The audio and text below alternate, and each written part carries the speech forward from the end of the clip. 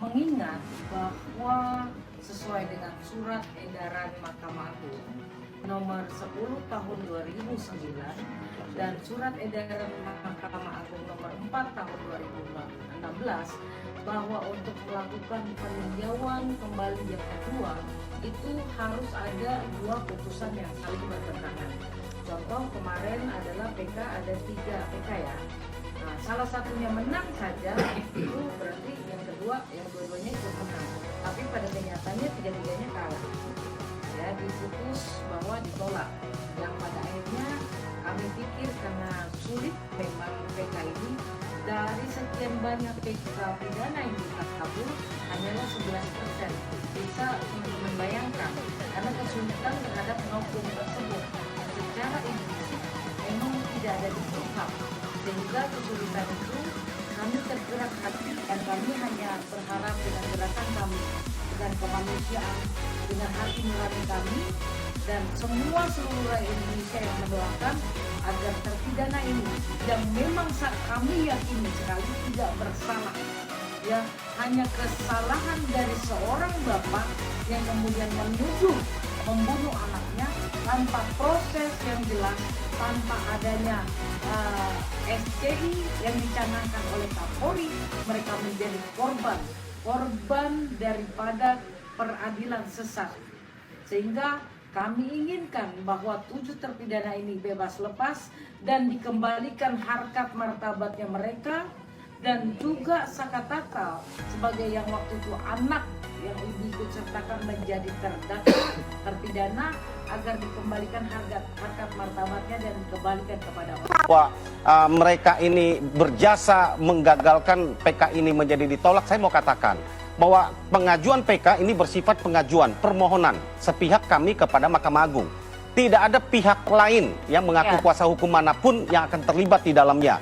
Kalau sekarang ini ada beredar bahwa kuasa hukum itu mengaku bahwa dia yang menang, kita yang kalah, itu saya pastikan tidak, bahkan akan bertanya. Ya, mumpung didengar oleh Pak Yanto, kami bertanya. Kalau dia berkatakan bahwa dia menang, kami yang kalah, kami akan bertanya ada apa yang dilakukan dia di Mahkamah Agung, ya kan? Karena setahu kami memohon selaku kuasa hukum daripada terpidana, penasihat hukum, dan pihak lain itu tidak melakukan apa-apa. Kalau dia melakukan amicus curiae, itu adalah siapapun boleh melakukan, tapi bukan jasa. Jadi jangan mengklaim bahwa ini adalah siapa menang, siapa kalah, apalagi membawa nama organisasi yang menangani dan sebagainya. Menurut saya hati-hati, ya, karena di dalam hal ini sekali lagi saya katakan, kami bersifat memohon, dan ketika permohonan kami itu tidak dikabulkan, itu adalah pertimbangan hakim semata, tidak campur tangan dari pihak manapun. Baik, gitu. Baik. Bang Jutek tadi sempat bilang keluarga dari para terpidana ini tidak setuju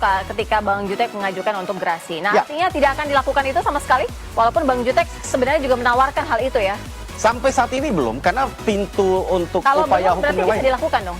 Ya, artinya sampai saat ini keputusannya kan tidak. Artinya ya, saya katakan tidak, kan mereka mengatakan tidak mau Karena mengakui. tidak mau mengakui.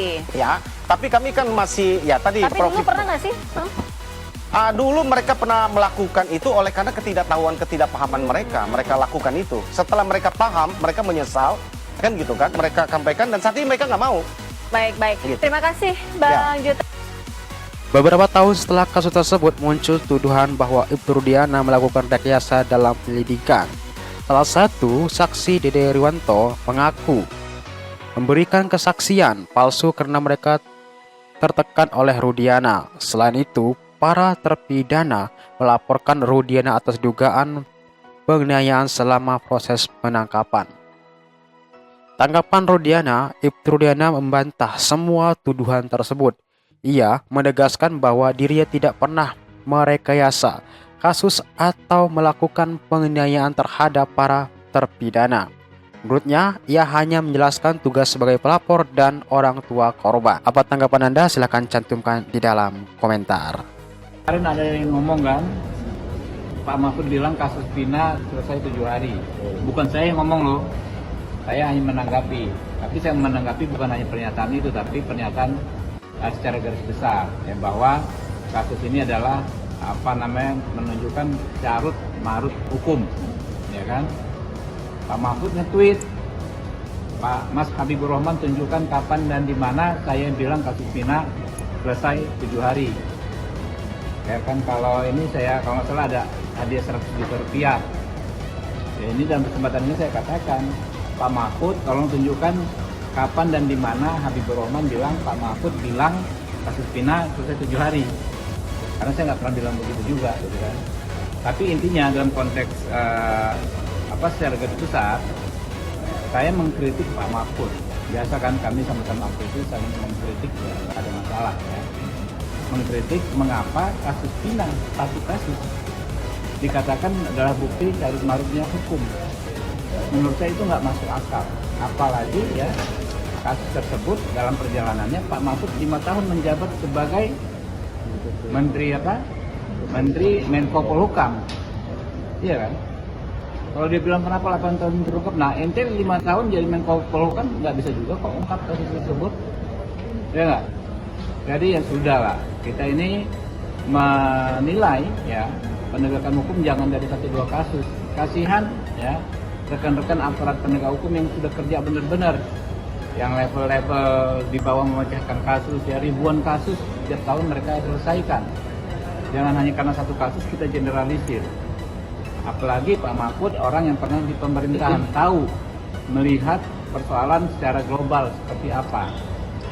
Ya, jadi jangan hanya karena 1-2 kasus kita seolah latah ya, ambil kesempatan misalnya ambil panggung menunjukkan soal kerja sejumlah besar orang tidak benar. Menurut saya ini sangat tidak fair. Ya.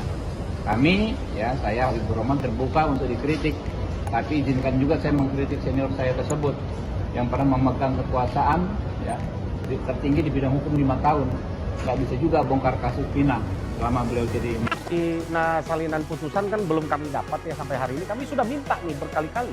Kami sudah bersurat ke Mahkamah Agung, kami sudah datang ke Pengadilan Negeri Cirebon, kami sudah kirim tim langsung ke Mahkamah Agung ya untuk meminta salinan sampai hari ini.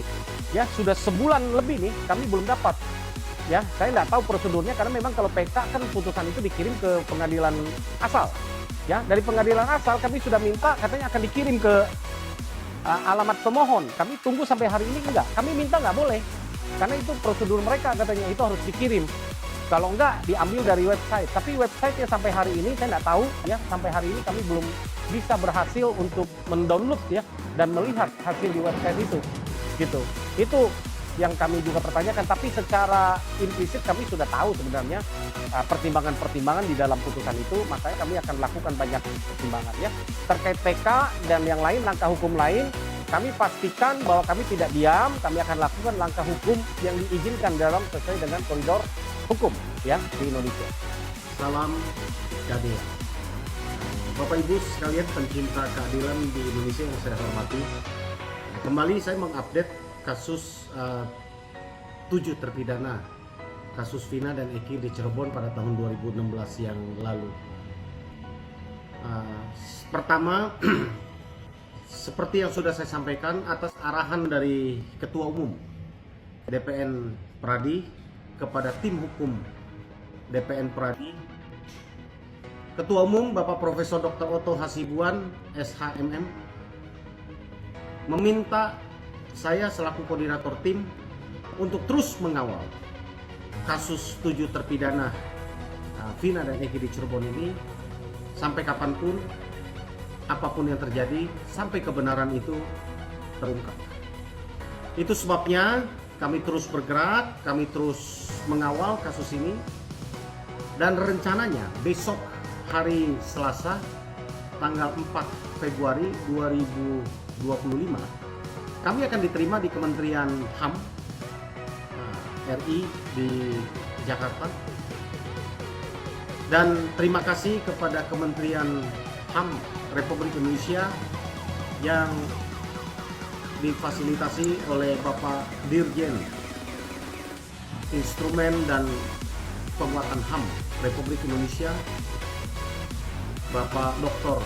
Nikolai Apriandi SHMH, atas berkenan menerima kami secara resmi untuk mengadakan audiensi, dan kami akan melaporkan kepada Kementerian HAM Republik Indonesia tentang perkembangan dan dugaan terjadinya pelanggaran HAM pada tahun Pada Desember 2024 menjelang putusan peninjauan kembali PK terkait kasus ini, situasi semakin rumit lagi. Pihak Ipudiana muncul saksi baru yang diajukan oleh pihak terpidana yang mengubah narasi kasus dari dugaan pembunuhan berencana menjadi kecelakaan tunggal. Selain itu, kuasa hukum Rudiana, Elsa Sharif, mengalami serangan jantung, menambahkan kompleksitas situasi. Kasus ini masih berlanjut dan menjadi perhatian publik, dengan berbagai pihak menantikan kejelasan dan keadilan bagi semua yang terlibat. Apa tanggapan Anda? Silahkan cantumkan di dalam komentar.